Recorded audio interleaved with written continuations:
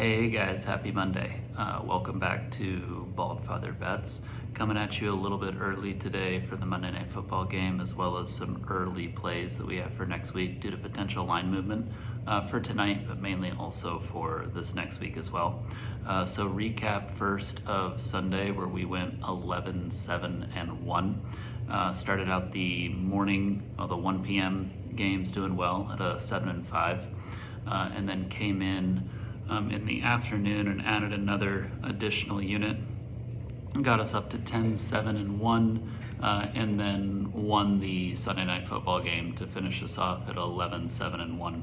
I made 2 halftime plays yesterday. Those were in the afternoon games. One was a push on the Bengals at +7 in the second half, and then the other was a win with Denver +0.5 in the second half. So again, make sure you are subscribed with notifications on so you can ensure that you get those second half plays or anything that I post. And yeah, if you're winning with us, if you're betting with us, please subscribe to the channel, like the videos, comment, let me know what your thoughts are, any plays you have that I didn't make, any plays that you think I'm off on. Just really enjoy the conversation, but your guys' support is very much appreciated, and we'll always keep this free. Just want to ensure that we grow the channel. So looking then into tonight and then some plays that we have upcoming. For tonight, we are going to be taking the Falcons +6. That line has already started to come down at several places due to the A.J. Brown injury news. If you look at the Eagles' history with Jalen Hurts as quarterback and under Coach Sirianni, they're very dependent offensively on when A.J. Brown plays or not. Not necessarily even if he has a bunch of catches, but very much necessarily in that he attracts a lot of attention from the defense, which then opens up other things. The Eagles looked good in their opening game against the Packers, but they did have some weaknesses. We're really relying here on the Falcons and Kirk Cousins to see if he has any more extra mobility after week 1. In that first game against the Steelers, where they lost 18-10, Kirk was essentially a statue. He could not move around. And yes, I'm very well aware of primetime Kirk Cousins record, Monday Night Football Kirk Cousins record, but we're not taking them to win the game. We are taking the Falcons +6 points, and we're going to do that for 2 units. On the year, after going 11-7-1, we are up to 58-40-1 total combined between NFL and college, and hoping that those 2 units can get us to that 60-40-1 and be at that 60% clip after we've played 100 units on the year.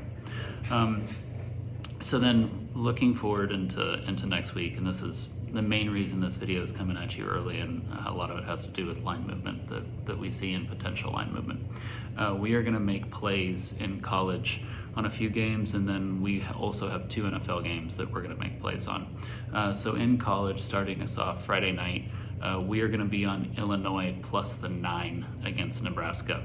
That's going to be for 1 unit. Nebraska is getting all their flowers, as they should. They look good, but I have a few concerns about the Nebraska team.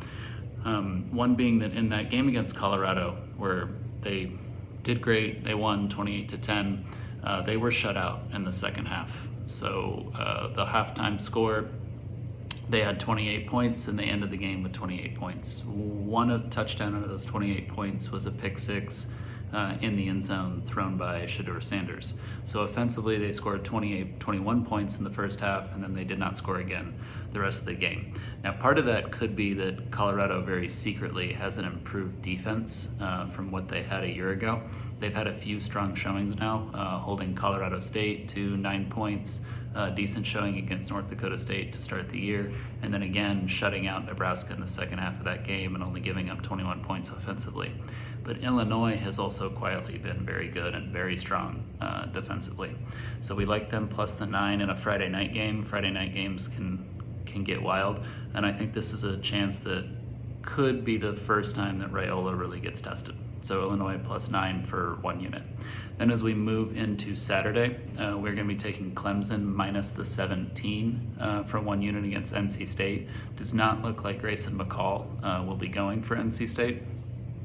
So with the backup quarterback situation there, Clemson, I think, seems angry this season now after their opening loss to Georgia. Like them at home, like them to get the win by more than 17, but only 1 unit on this. NC State has a very strong history under Doran of playing Clemson very close. So we don't really want to lay too much units on this one, just the one, but do like that number at minus 17. Moving then into the afternoon slate, we're going to take Michigan plus the 7 against USC for also 1 unit. This is a typical pros versus Joes.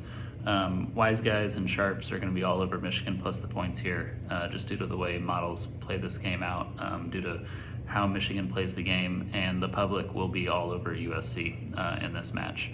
But I do like it when you get that 7 points in this one. Again, it's very difficult to beat Michigan by multiple scores just due to the way that they play the game. You only get about 60 snaps in a game against them.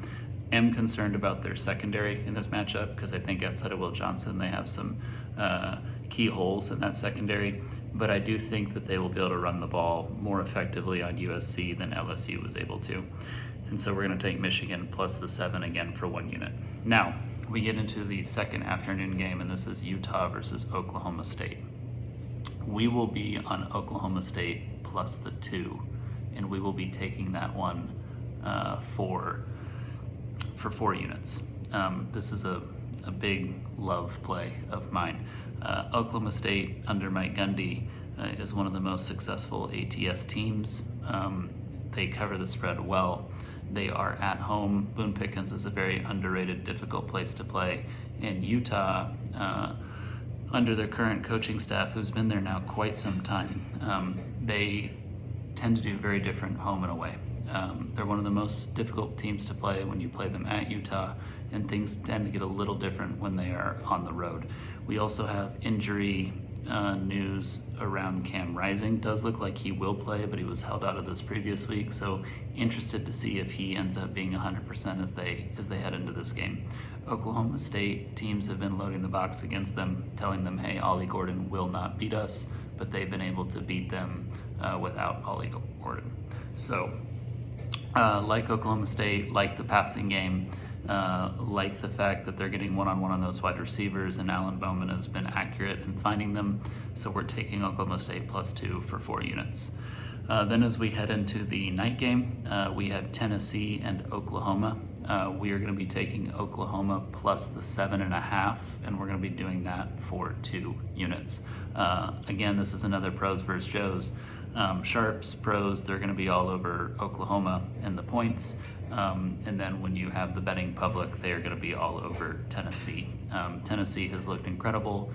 Nico has looked like an unstoppable quarterback, but I have my doubts about how good NC State actually was in that game after we saw that, and we've kind of seen how their season has gone.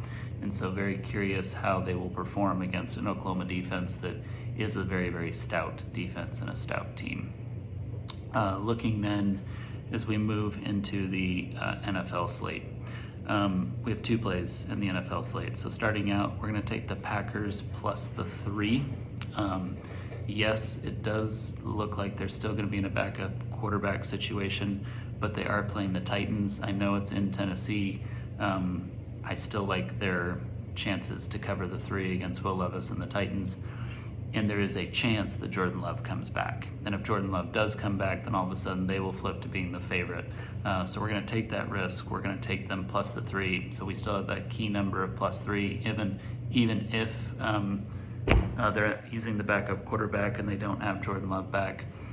But in case that they do get Jordan Love back, then we have a team who's actually favored in the game at plus points for minus 10 juice. And that's always a good thing. Then we go into what will be the favorite play of the weekend. We are going to take the Ravens minus the 1 for 6 units against the Cowboys. Ravens are 0-2. Cowboys are 1-1. I have my thoughts on how they will finish the season, but the main reason on this one is Lamar Jackson's success against NFC opponents. You guys are free to look it up, but it's very well documented as to how he plays when he plays against NFC opponents because they don't see him and they have difficult time designing a scheme around it, and then the players actually buying into that scheme because one of the things about Lamar that's been noted is you don't quite understand how fast and shifty he is until you're actually on the field with him, and then all of a sudden the Ravens are up 28-0. So this is my favorite play of the year so far. This is my favorite play of the weekend. We're taking the Ravens minus the 1 for 6 units. So happy Monday to everyone. I hope you guys enjoy Monday Night Football. Go Falcons. Let's get the win. And again, if you're betting with us, if you're winning with us, subscribe. Make sure you have your notifications on in case we have any halftime plays or any plays throughout the day that I don't touch on in the videos. And yeah, give the videos a like, comment, let me know your thoughts. But I'm very thankful for you guys being here. And again, go Falcons.